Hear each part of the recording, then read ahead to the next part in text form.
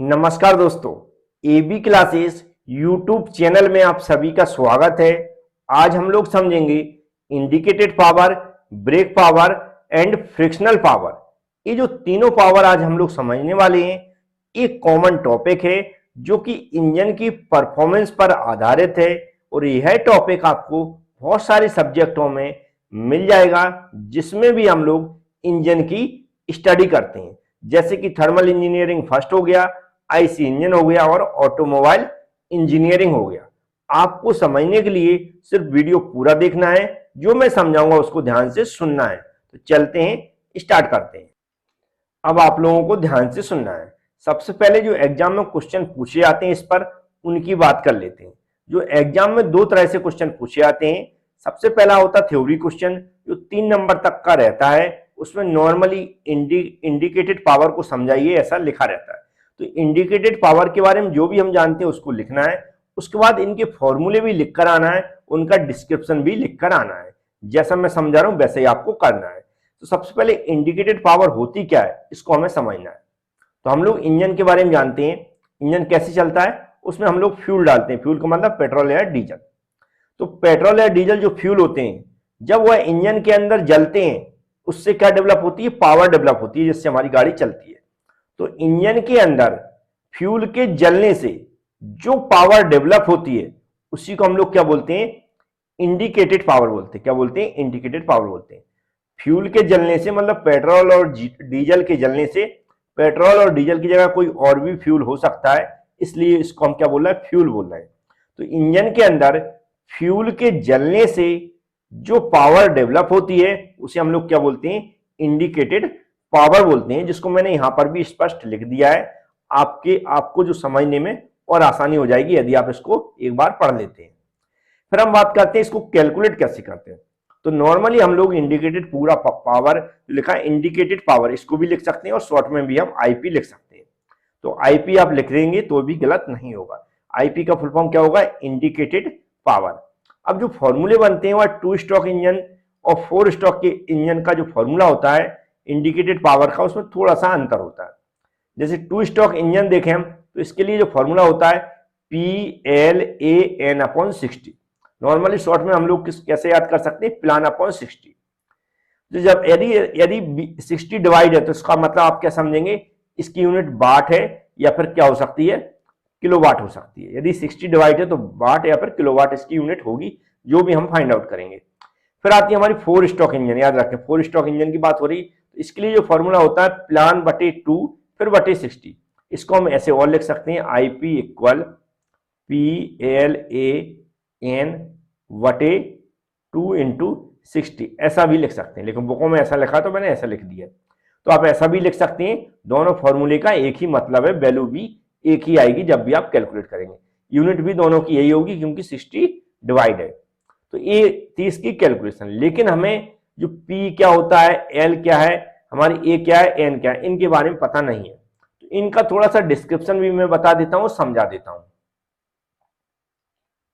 अब P जो यहां पर लिखा हुआ है ये होता है मीन इफेक्टिव प्रेशर। क्या होता है, मीन इफेक्टिव प्रेशर, जिसकी यूनिट होगी न्यूटन पर मीटर स्क्वायर। यदि क्वेश्चन के अंदर mm में दिया गया, न्यूटन पर mm स्क्वायर दिया गया, तो आप कोशिश करें उसको न्यूटन पर मीटर स्क्वायर में चेंज कर लें, या फिर न्यूमेरिकल की कंडीशन के अकॉर्डिंग, जैसा मैंने बताया होगा। जब न्यूमेरिकल आप पढ़ेंगे तो आपको वहां पर समझ में आ जाएगा कि इसको कैसे परिवर्तन करना और किस यूनिट में परिवर्तन करना। स्ट्रोक लेंथ देखें तो यहाँ पर मीटर दी गई, यदि mm में दी रहती है या फिर मीटर में दी रहती है, तो मीटर से mm मतलब मिलीमीटर, और फिर मिलीमीटर से मीटर में हमें कन्वर्ट करना आना चाहिए, तो आप सीख जरूर लें। फिर होता है हमारा क्रॉस सेक्शन एरिया। यदि आप क्रॉस सेक्शन एरिया डायरेक्ट दिया है तो इसकी यूनिट क्या होती है, मीटर स्क्वायर होती है ना। मीटर गलत लिख गया तो हमने मीटर स्क्वायर इसको कर दिया, मीटर स्क्वायर होती है।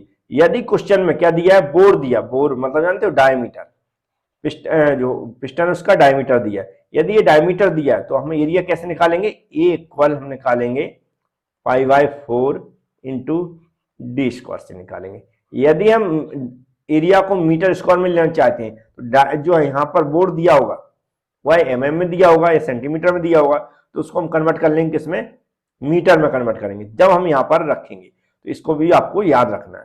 फिर होता हमारा जो यहाँ पर n लिखा, नंबर ऑफ रिवॉल्यूशन पर मिनट। नंबर ऑफ रिवॉल्यूशन पर मिनट मतलब जिसको शॉर्ट में क्या बोलते हैं हम, आरपीएम। तो एन हमेशा आरपीएम में दिया रहता है, तो ये जो डाटा दिया जब रहता है तो हम आईपी से निकाल सकते हैं। उम्मीद है आप समझ गए होंगे। अब नॉर्मली हम बात करेंगे ब्रेक पावर की। तो ब्रेक पावर मैक्सिमम डायरेक्ट तो नहीं पूछा जाता कैलकुलेट करने के लिए, लेकिन ब्रेक पावर की या तो वैल्यू दी रहती है या फिर हम जो फ्रिक्शनल पावर होती है और इंडिकेटेड पावर होती है, इसके थ्रू हम ब्रेक पावर निकालते हैं। तो इसकी कैलकुलेशन आप समझ गए होंगे।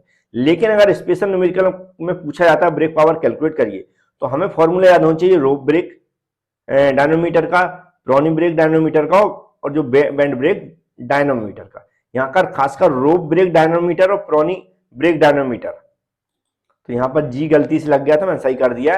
रोप ब्रेक डायनोमीटर पर प्रोनी ब्रेक डायनोमीटर, इन दोनों की फॉर्मूला आप लोग याद कर लेंगे, क्योंकि दोनों पे मैं वीडियो बना चुका हूँ ऑलरेडी स्पेशल, तो वहां से आपको पता चल जाएगा। तो इसलिए आप टेंशन न लें। वैसे डायरेक्ट कैलकुलेट करने के लिए नहीं आती, लेकिन रोप ब्रेक और प्रोनी ब्रेक डायनोमीटर पर न्यूमेरिकल क्वेश्चन पूछा जाता है तो फिर डायरेक्ट कैलकुलेट करना पड़ सकती है। तो आप ब्रेक पावर क्या होती है एक्चुअल में वो आपको पता होना चाहिए। नॉर्मली इंजन की जो आउटपुट पावर है, क्या है, इंजन की जो आउटपुट पावर है उसी को हम ब्रेक पावर बोलते हैं। क्या समझ में आया? इंजन की जो आउटपुट पावर है उसी को हम ब्रेक पावर बोलते हैं। अब आउटपुट पावर क्या होती है? तो जो एक्सटर्नल वर्क करने के लिए जो इंजन बाहरी वर्क करता है या जो भी हमें काम करके दिखाता है इंजन, वह इंजन से जो भी हमें पावर मिलती है उसी को हम क्या बोलते हैं? ब्रेक पावर मिलती है। एक्सटर्नल वर्क के लिए इंजन से जो पावर मिलती है उसी को हम ब्रेक पावर बोलते हैं या फिर आउटपुट पावर बोलते हैं। अब हम बात करेंगे फ्रिक्शनल पावर की, जिससे हमें पता चलेगा कि ब्रेक पावर अगर इस तरह के न्यूमेरिकल क्वेश्चन में कैसे कैलकुलेट करते हैं। तो अब हम समझेंगे फ्रिक्शनल पावर। तो नॉर्मली फ्रिक्शनल पावर क्या होती है इसको सबसे पहले समझना होगा। जैसा कि हम जानते हैं जो इंजन है उसके अंदर जो भी हम फ्यूल जलता है उससे जो हमें पावर प्राप्त होती है उसे हम इंडिकेटेड पावर बोलते हैं। लेकिन जो इंडिकेटेड पावर है जितनी भी वहां पर जनरेट होती है, जब आउटपुट के रूप में जो हमें पावर मिलती है वह पूरी की पूरी नहीं मिलती। क्या होती है? पूरी की पूरी नहीं मिलती। इंडिकेटेड पावर जो रहती है उससे हमेशा कम मिलती है। तो कम क्यों मिलती है? पहली बात क्या समझिए हम, जो इंडिकेटेड पावर है जितनी इंजन के अंदर जो पावर डेवलप हो रही है उतनी हमें जो आउटपुट के रूप में नहीं मिलती। आउटपुट के रूप में हमेशा कम मिलती है इंडिकेटेड पावर से। ऐसा क्यों होता है? क्योंकि हम जानते हैं जो पावर डेवलप होती है फिर जो कहां पर यूज होती है, जो इंजन के अंदर डिफरेंट टाइप्स के पार्ट्स हैं उनको चलाने के लिए। तो इंजन के जब पार्ट्स चलते हैं तो उसमें बहुत सारे जो मूविंग पार्ट्स होते हैं वो एक दूसरे से क्या होते हैं? टच होकर चलते हैं, मतलब फ्रिक्शन होता है बीच में। तो जो जिन पार्ट्सों के बीच में फ्रिक्शन होता है वहां पर इंजन जो एनर्जी है उसका लॉस होता है। तो एनर्जी का जो लॉस है वहां पर कुछ हो जाता है, फिर जो हमें आउटपुट पावर मिलती है वह उतनी नहीं मिल पाती जितनी की इंडिकेटेड पावर डेवलप होती है। तो हमेशा जो ब्रेक पावर है, आउटपुट पावर है, वह इंडिकेटेड पावर से कम होती है। तो अब फ्रिक्शनल पावर कैसे निकालते हैं? तो हम लोग क्या करते हैं कि जो फ्रिक्शनल पावर कैलकुलेट करने के लिए जितनी भी इंडिकेटेड पावर है वह डेवलप हो रही है वह न्यूमेरिकल क्वेश्चन में गिवन होगी, और जो ब्रेक पावर है जो हमें आउटपुट के रूप में मिल रही है वह भी क्वेश्चन के अंदर गिवन होगी। तो दोनों का जो डिफरेंस है वह निकाल के हम क्या निकालेंगे? फ्रिक्शनल पावर निकाल लेंगे। अब न्यूमेरिकल क्वेश्चन की बात करते हैं, थोड़ा सा हटके चलते हैं। यदि न्यूमेरिकल क्वेश्चन में बोलता है कि फ्रिक्शनल पावर गिवन है और इंडिकेटेड पावर गिवन है, तो हम लोग कैसे कैलकुलेट करेंगे? तो कैसे कैलकुलेट? सबसे पहले मैं आईपी की बात करते हैं। तो इंडिकेटेड पावर अगर हमें निकालना है तो क्या होगा? फ्रिक्शनल पावर प्लस क्या हो जाएगा? Break power. पहले यदि क्वेश्चन के अंदर हमारी क्या दी? फ्रिक्शनल पावर दी है और ब्रेक पावर दी है, तो इंडिकेटेड पावर हम कैसे निकाल सकते हैं? ऐसे निकाल सकते हैं। अब वो कह रहा है कि नहीं, हमने इसमें फ्रिक्शनल पावर दे रहा हूं क्वेश्चन के अंदर, इंडिकेटेड पावर दे रहा हूं, तो ब्रेक पावर कैसे निकालेंगे? तो ब्रेक पावर को जैसा कहते हैं ऐसा लिख दें और इंडिकेटेड पावर को भी अपनी जगह रहने दें, और ये इधर चली जाएगी तो क्या हो जाएगी? फ्रिक्शनल पावर हो जाएगी। इस तरह इसको frictional power, indicated power, break power तीन तरह से इस फॉर्मूले का यूज कर सकते हैं, क्योंकि तीन वैल्यू दी गई है, frictional power, indicated power, break power. इनमें से कोई दो वैल्यू गिवन रहती है और तीसरी हमें निकालना पड़ती है। तो उम्मीद है इसकी कैलकुलेशन भी आप समझ गए होंगे। बस पीडीएफ में तीनों के बारे में जो भी डिटेल्स रहती है वह मैंने दे दी है, उसको आप पढ़ सकते हैं। हिंदी इंग्लिश में डाटा दिया गया है, बड़े अच्छे से पढ़ें। और ऐसे स्टूडेंट जिन्होंने अभी तक हमारे चैनल को सब्सक्राइब नहीं किया है, नहीं बेल आइकन पर क्लिक करके रखें, तो सब्सक्राइब कर लें, बेल आइकन पर क्लिक कर लें, क्योंकि एग्जाम आने वाले हैं, वीडियो में कंटिन्यू अपलोड करता रहता हूं। और एबी क्लास एप्लीकेशन पर कंप्लीट कोर्स मिल जाएगा आपको, वीडियो प्लस पीडीएफ हर तरह का कोर्स मिलेगा आपको। तो उसके लिए आप हमसे संपर्क कर सकते हैं, या डिस्क्रिप्शन बॉक्स में मैंने एक वीडियो की लिंक दी है जिसमें लिखा third same all subject video plus PDF lecture, यहाँ पर 7 हो जाएगा, फिर 5 हो जाएगा, 77775 है।